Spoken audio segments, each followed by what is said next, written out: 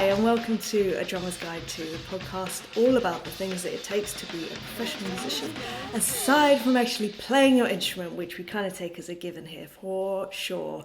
I have different surroundings today. I am officially out of my studio. I'm moving out of it right now, which is absolutely terrifying, if I'm honest. I didn't realise how much of my identity was linked to that place and the stuff in it. So I'm trying to see this as a growth moment, but I've got to be honest with you, it's incredibly painful right now. I feel incredibly insecure and all these things. So I feel a bit off kilter. So if I'm a bit clunky, well, let's face it, I'm never smooth. But if I'm more clunky than usual, then that is probably what that's down to. So I apologise in advance.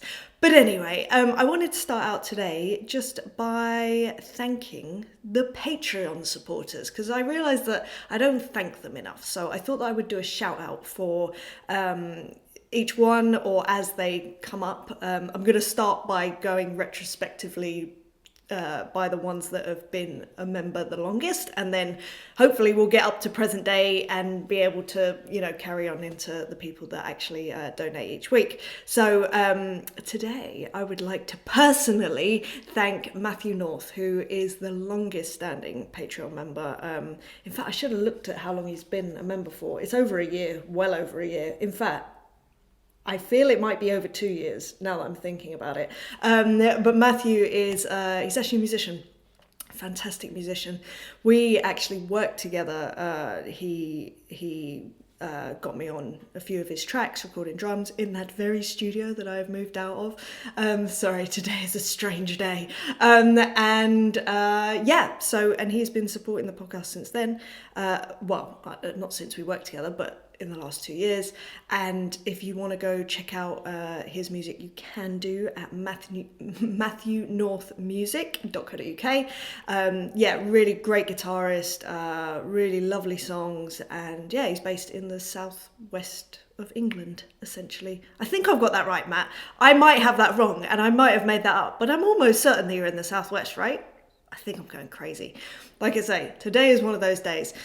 But anyway, let's get on to today's topic. So today's topic was inspired by one of my students, so I won't name because, I don't think it's appropriate. But it kind of sparked in me, sort of retrospectively, as I like to do, looking back at my career, how I sort of handled things, how I would do things differently, and all that sort of fun stuff like that. And today I wanted to talk about something that I don't think I've properly touched on, and it's this idea of sacrifice.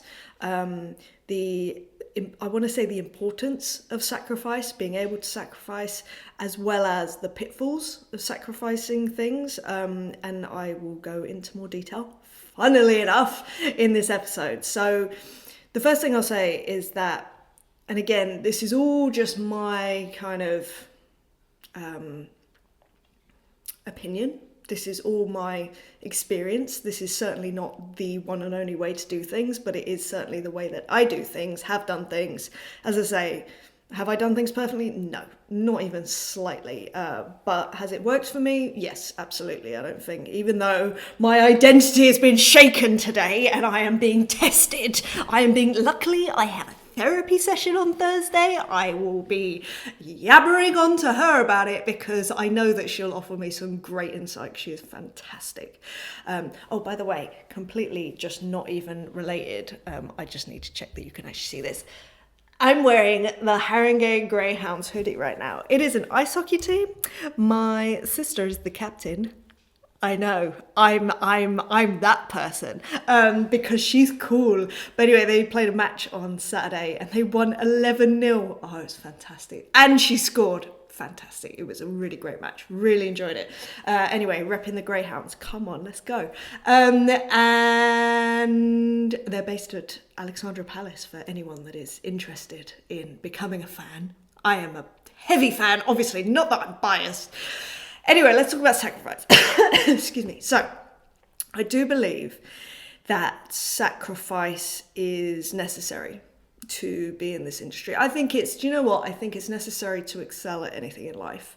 especially if you're going off the trodden path, as it were, and creating your own. 100%, you don't need to do anything. I believe that there is a need to exercise elements of sacrifice. I know I have certainly done that, whether that was consciously or not. Again, I look back, some of it not healthy, some of it essential. So it kind of, yeah, I just thought, let me just talk about this because, like I said, I don't think I've touched on it. I don't hear other people talking about it really.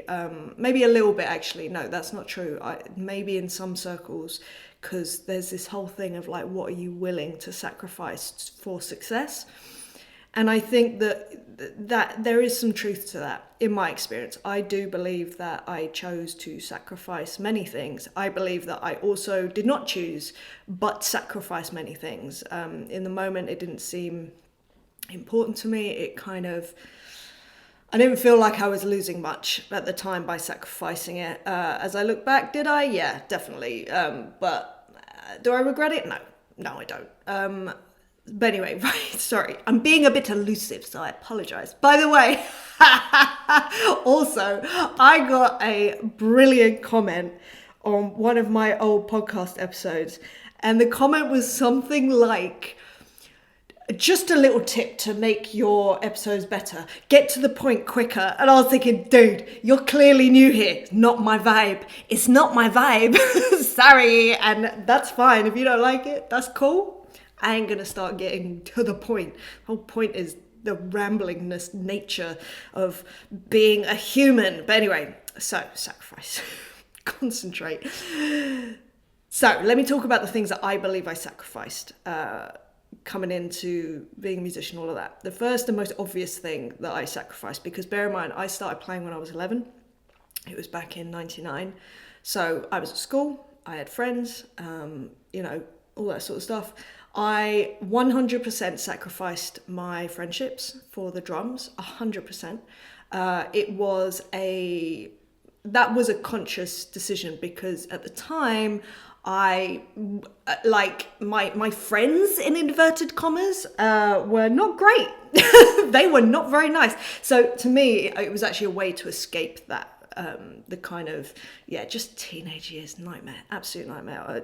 It's been a lifelong issue making friends. I don't know if it's an issue, I don't know, but I always had issues with bullying, all that sort of stuff, as most of us do, to be honest. And if it's not at school, then I often find that there is something at home that is creating the bullier at school, as it were. But I don't know why I'm smiling about that. It's awful. But yes, so I definitely sacrificed my friendships. Now, caveat to that, luckily, very luckily, my very best friend was someone that started playing drums with me on the same day. So that became our safe haven. So shout out to Shri, who I will always shout out whenever given half the opportunity. She is my sister. But yeah, so we used to escape by going to the music rooms and playing drums together. And that's how we sort of learned and all of that. And it was actually really great for our learning because we would bounce off each other.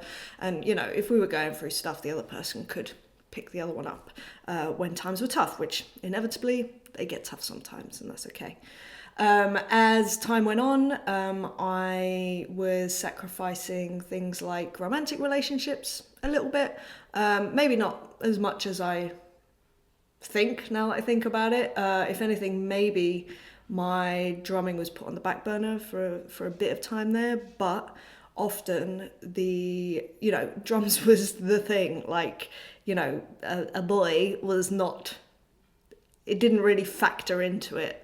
Certainly for a very long time, it was just like, well, yeah, you're lovely, that's fine, and I would make time for them, but I knew that at the end of the day, drums would always be there for me, and I still feel like that. It's really good. It's really good. I like knowing that there is something that's going to be there. Something that I found much harder though, in terms of sacrifice, for sure. And this is kind of, like I say, one of my students, they were experiencing this firsthand, and it's the most awful, was sacrificing bands that I was working with. I'm someone Right, I am someone that is I'm a people pleaser. I was a people pleaser. I'm getting over it, which is really nice, very empowering. But I was a people pleaser. I very much would sacrifice myself for everything and everyone. But weirdly, when it came to my drumming and my career, I really did put, I want to say myself first, but it wasn't. It was my drumming first, like definitely. And whenever I would join bands, and this started from, I wouldn't say my first band because it wasn't technically a band. We just went and played a gig, and that was for the gig that we existed. But from my first proper band, which was called the Shameless Frauds, when I was, how old was I, 14, 13, whatever. I was acutely aware, and I don't know why, I don't know who I spoke to that gave me this notion, but it was, very useful, was if I'm not progressing with a band, and whether that be as a unit, the band, or personally my ability, my exposure to different audiences, my experience growing, whether that be drumming wise, whether that be, the different gigs that I'm playing, then I need to move on. And again, I do not know where this notion came from. I have no idea. I doubt I came up with it by myself because that seems unlikely, but I really don't know who I spoke to and listened to. I will say I want to thank that person or whatever the thing I read or whatever, because I feel that although at times it felt very ruthless. As a people pleaser, let me tell you, leaving a band feels like the most ruthless, selfish action a person can take. And by a person, I mean me. It's funny, isn't it? Like, I don't know about you, but if you're a people pleaser too, or anything in that realm, it's funny how we have certain rules for ourselves, but other rules for other people. I don't know if you find that too. I certainly do. So anyway, I always felt like that was a really ruthless action, but it was something that for some reason I just had it in my head, and it was the one time I was like almost allowed to be ruthless, if that makes sense. I mean, I make it sound like I went around like murdering them or something. No, it was just simply that I would notice, okay, I've kind of reached a level with this band, and like I say, whether that's experience wise, like playing wise, or whether that's the gigs we were doing or how frequently we were gigging, and then I would put a time limit on it. I'd be like, right, I will carry on for another 3 months, say, and if things haven't changed, if they haven't improved, then I have to move on. And that was my rule, always. The timeline was different, but that was my rule. And to a degree, in fact, yeah, that is kind of still my rule when I'm working with people, is that if I don't feel like I'm progressing or getting something out of the situation, not necessarily, in fact, very infrequently monetarily, if I'm not growing as a person, as a player, if I'm not experiencing new things, then I'm putting a time limit on it and I will move on. And it's really funny because I remember really specific conversations. Now, I'm not a confrontational person, let me tell you. I will do the most things to avoid any sort of confrontation. But I have this distinct memory, it's really weird. So I was playing with a heavy metal band, right?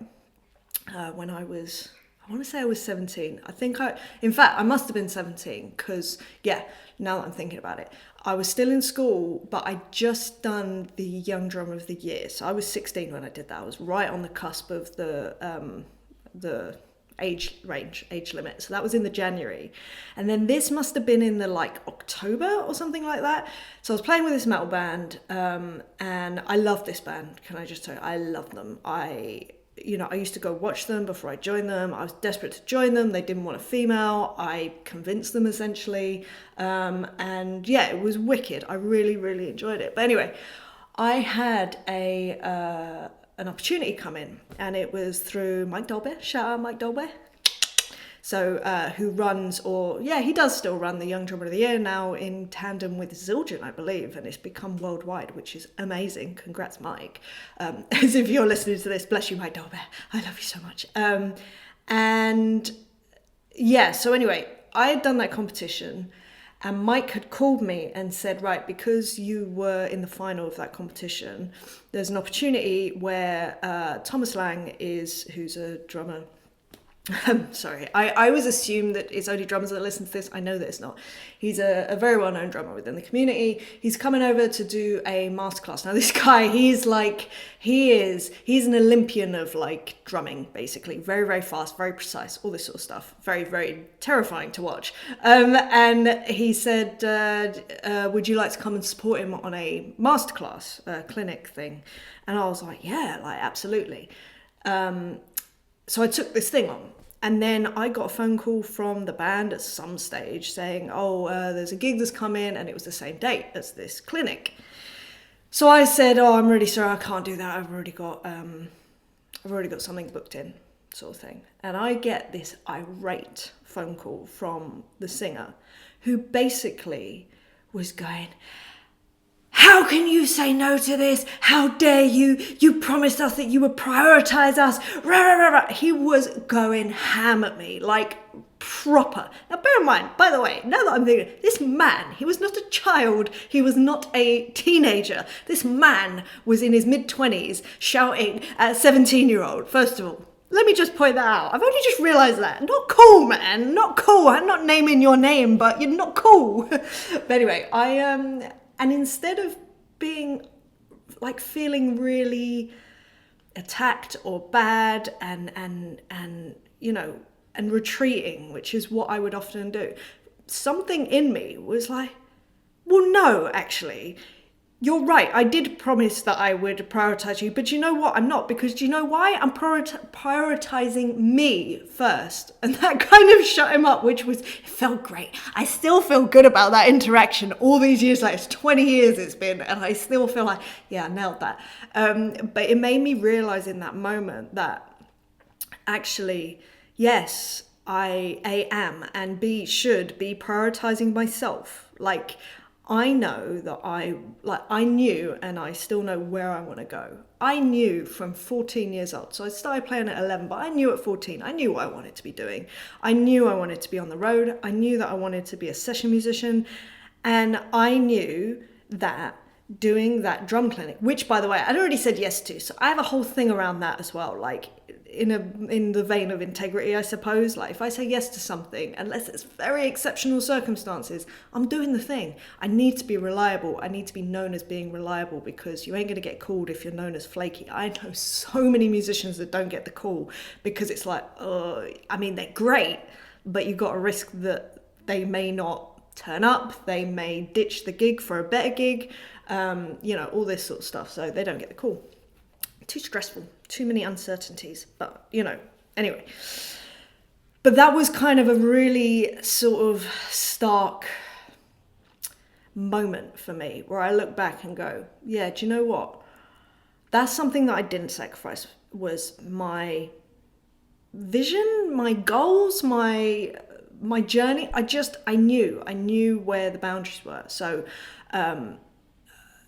it's one of those things that I think, although it is hard, and although that was quite a confrontational situation, mostly what happens is they don't and by the way, I stayed with that band past that point, but at some stage I did get that moment of, I don't feel like I'm growing anymore, I need to put time on this, and then I ended up moving on.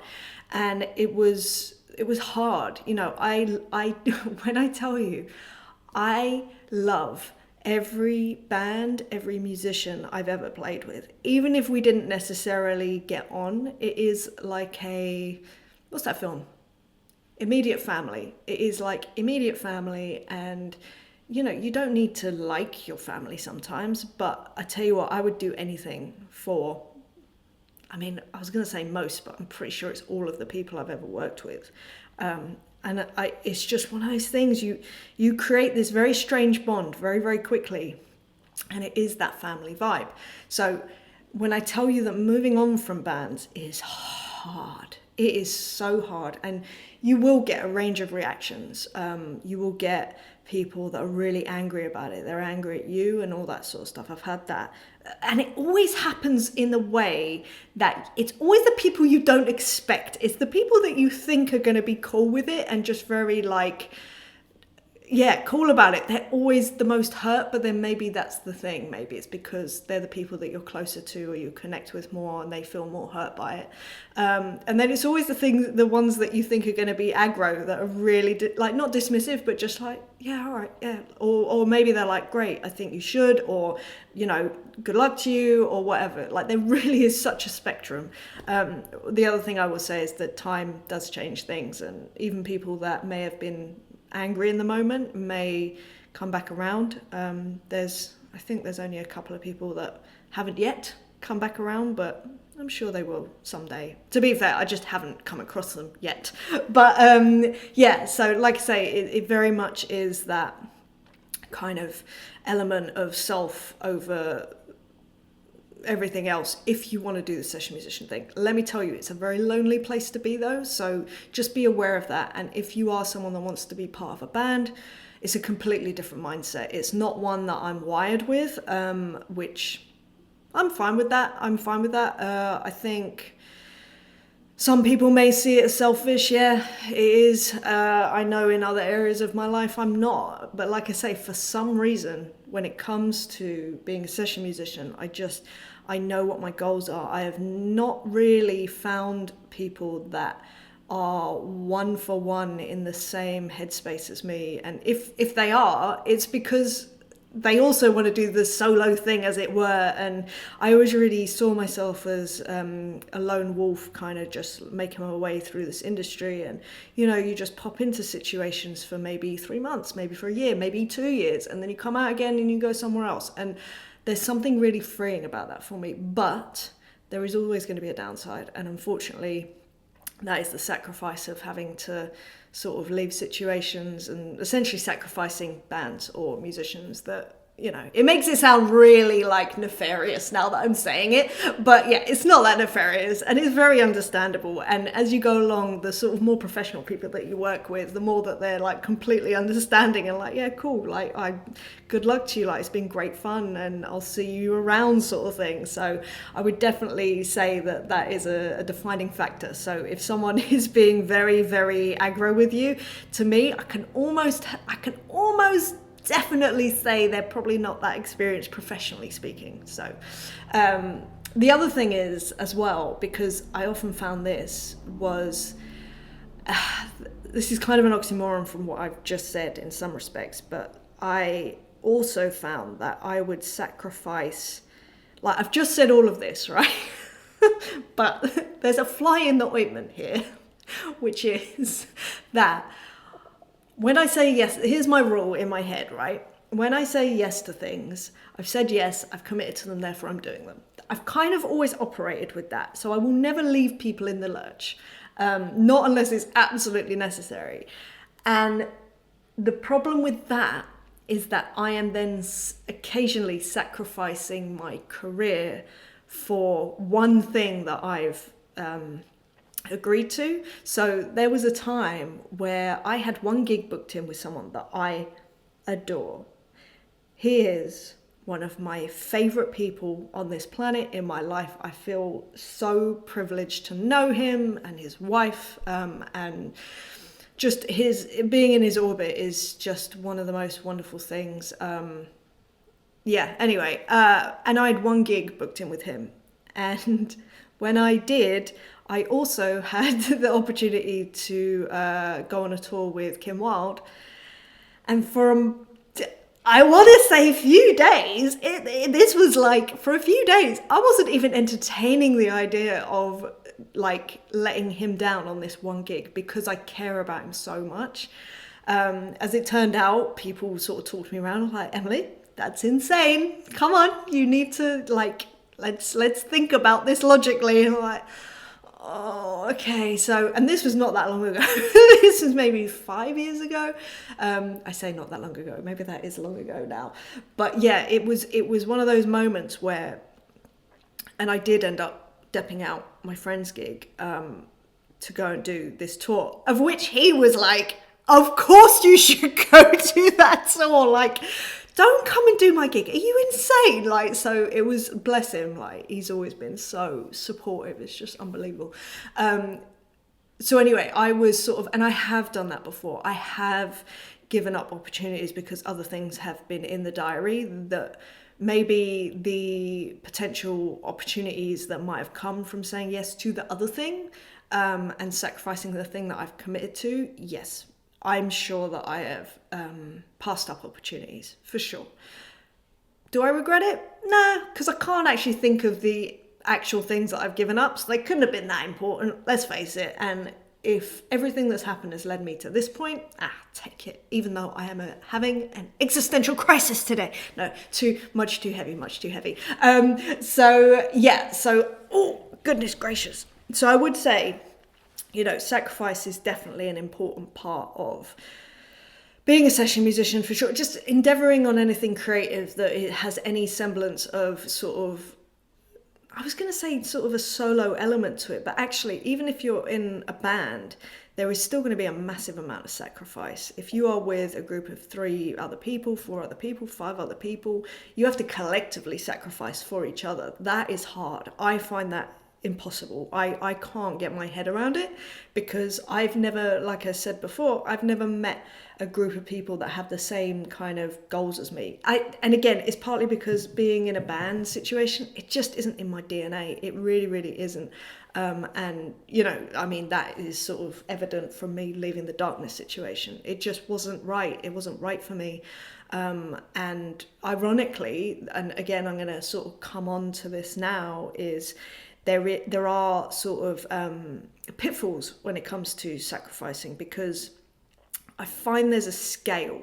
So yes, sacrifice is needed, but you can go too far with it. And with the Darkness, definitely, I sort of went into it with intrigue, for sure, because it's not something that you get offered every day. And I was like, on paper, I'm not sure, but I need to find out, because I'd rather go and try and then see what happens rather than just not try and always wonder, sort of thing. So I did, but I started to sacrifice the very things that I knew about myself, like through and through, and they were just confirmed to me. And obviously after a year or whatever, I was like, right, we parted ways, and yeah, that was the right decision. I have no doubt about that, and I'm almost certain, I'm certain that they feel the same. They've ended up with a great member that really fits them really well, and yeah, they're still doing their thing. So what more can you want? What more could you want? Yeah. Jeez, my brain. But like I say, when it comes to sacrifice, there are pitfalls definitely that you've got to be aware of, I think, because I've fallen foul to this. So the first thing is like, okay, so let me set the scene for this. So you know how if you're doing this professionally, there's very much a feeling of like, I'm so lucky I get to do this. And I do feel that every single day. But what comes with that, this kind of sense of, oh, I'm just really lucky, and I get to do what I love for a living. This whole notion, it's a beautiful one, and it's something that if you're lucky enough to be able to say that, if you've worked hard enough to be able to say that, all power to you. But there is a downside, and with that comes this element of a few things. First of all, not feeling that you can say no to things because you feel that you're just not allowed. Like, all your time, energy should be taken up with things because you get to do that. You love what you do. Therefore, you should be working 24/7. This is the mentality that I had. It was kind of this sense of, I don't deserve to have time to rest. If things feel hard, I don't deserve to feel like things are hard. Like, how dare you? How dare you? You get to do what you love, and you're here not complaining or moaning, but you're saying that you're tired. You're saying that you don't have the energy. That is such an insult to everyone else that doesn't enjoy what they do, or something along those lines. So consequently, for me personally, I would say yes to everything. I would run myself into the ground. My health, I've spoken about this so much. It just suffered so badly. I look back, like feeling like I feel right now, which is vaguely human, which sounds very baseline. No, I've never felt like that up until the last 2 years. When I think back to how I was operating in my life, and luckily I had age on my side, so you can get away with a lot in terms of lack of sleep, lack of nutrition, lack of exercise. But my goodness, my life was just all right. I don't know whether you heard my stomach then, but even my stomach is groaning about the situation. It was awful. I was exhausted all of the time. I was either sick or on the verge of being sick all of the time. I was driving up and down the country all of the time. I was flying all around the world. It was, and that sounds really like ungrateful. And this is what I mean. Even right now, as I sit here, I feel like, oh my God, I sound so ungrateful. But it was too much. Like I was giving myself zero time. And you want to talk about sacrificing relationships and friendships. Dude, my friendships, like I'm lucky in that I have, so Charisse is my best mate. She has a similar life outlook to me, so we understand each other. When I tell you, there were times when we'd see each other maybe once every couple of years. Maybe we would talk once every few months. Maybe. I mean, I look back, I'm like, oh my God, whereas now we talk pretty much every day. It's like we're teenagers again. It's awesome. I love it. And yeah, so there's that. And then another one of my friends, G, from when I was in my sort of mid-teens, again, I would see him maybe once a year.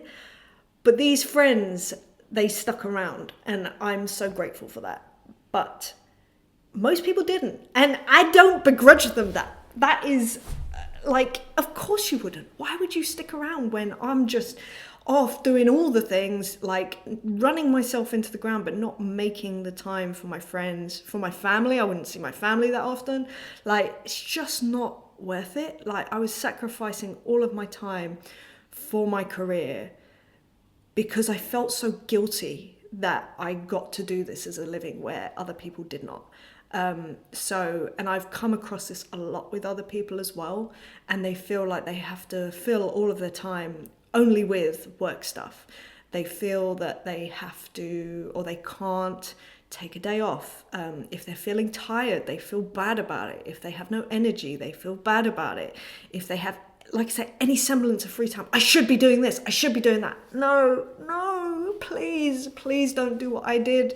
It's so detrimental, because the other thing is, when you are doing the work parts, you're so exhausted you can't actually do as good a job as you would want or would need. But also there is a sense, and I have spoken about this, there is a sense of stress or urgency or restlessness or just spikiness that comes with you being in any situation, whereas the very thing about this industry is creating relationships and the ability to sit with people and hang and be chill and blah blah blah. But if you're running off to another gig, nah. Or if you're exhausted, you just want to get home to your bed, no, that's not going to make for nice interactions with people. That's not going to make for people wanting to call you for more gigs. It's just not. It's just not the thing. It's definitely not the thing.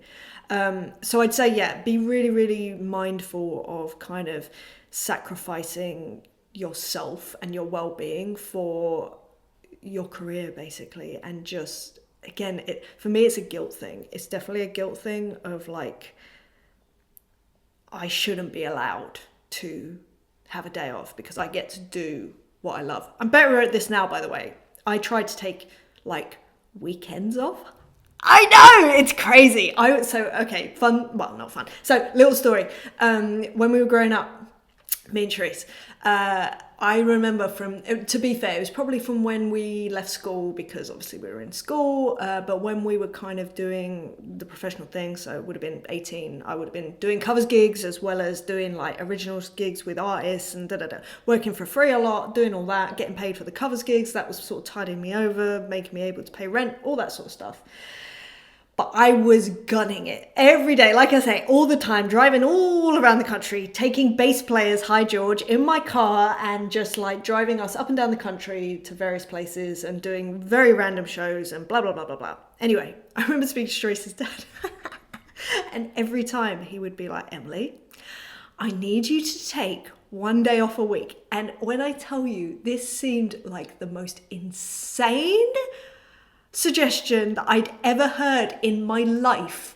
And for years, almost every time I would see him, Ed, he would just say to me, Emily, are you taking a day off a week? I'm like, well, maybe not a day, but maybe like an afternoon. And he would always have a go at me for that. He would always have a go at me. And it was so funny. I saw him maybe, when was that? 4 months ago? And it's so funny whenever I see Ed and Sue, Sharice's mum, because we revert to the roles that we used to play when we were younger. So me being the teenager and then being the parents. And Ed, he said to me, he's like, are you taking a day off a week? I went, Eddie, I'm taking 2 days off a week. And he was like, oh.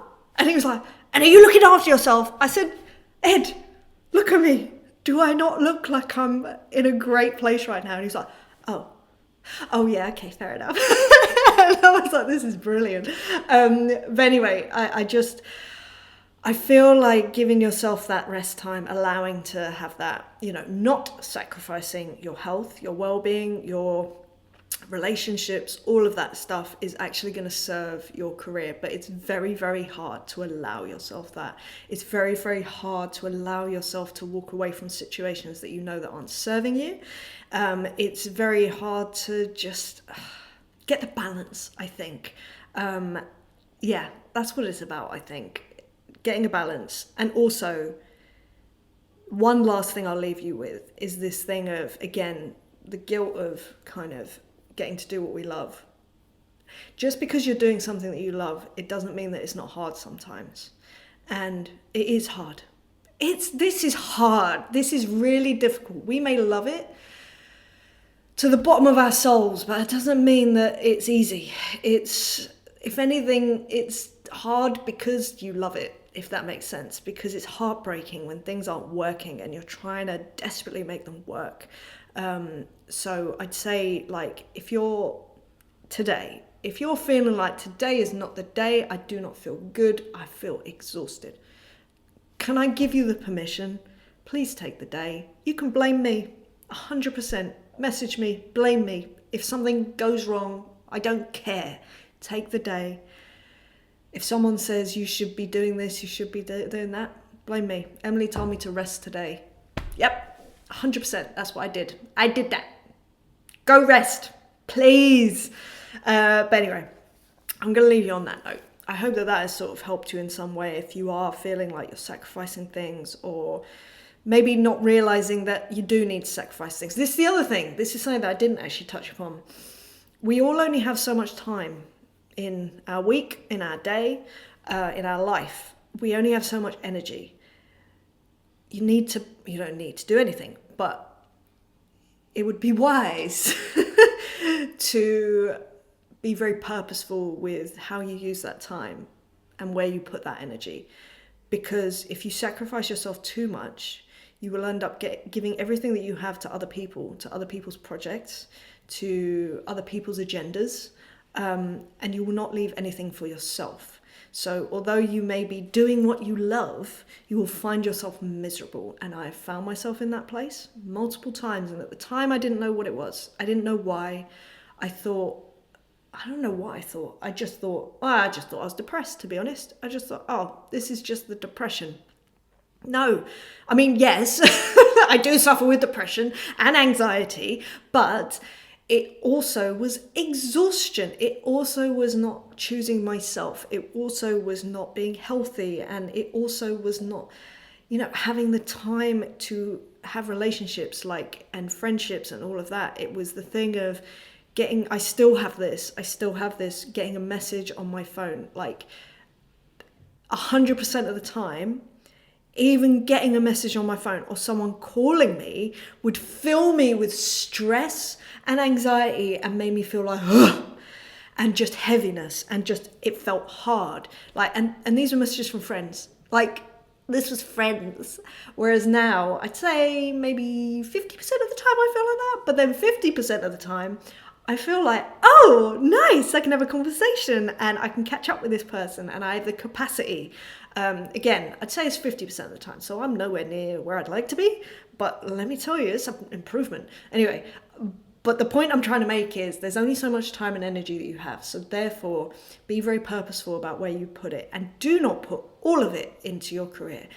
Put some of it into other aspects, because this is life. This is not your career.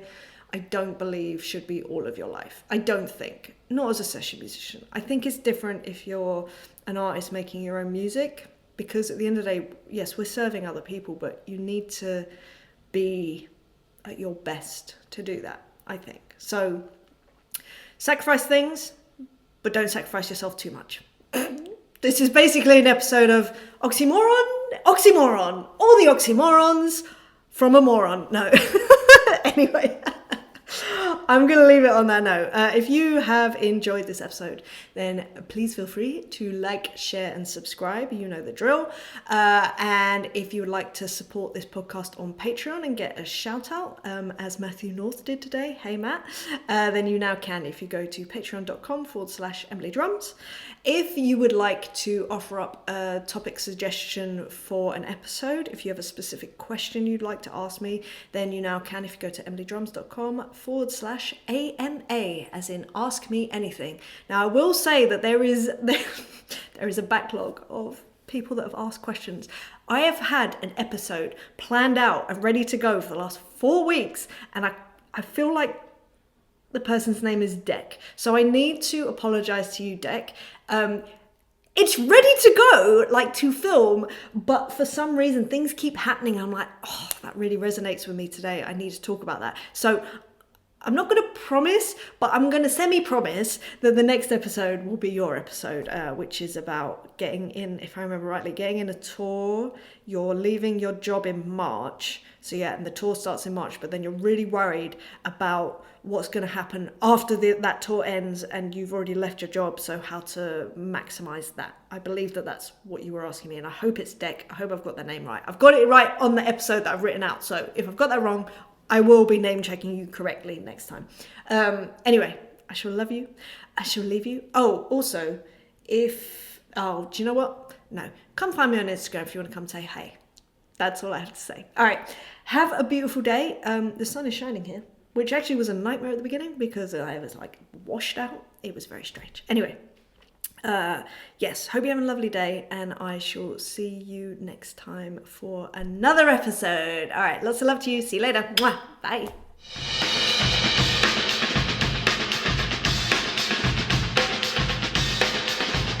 The drum is down too.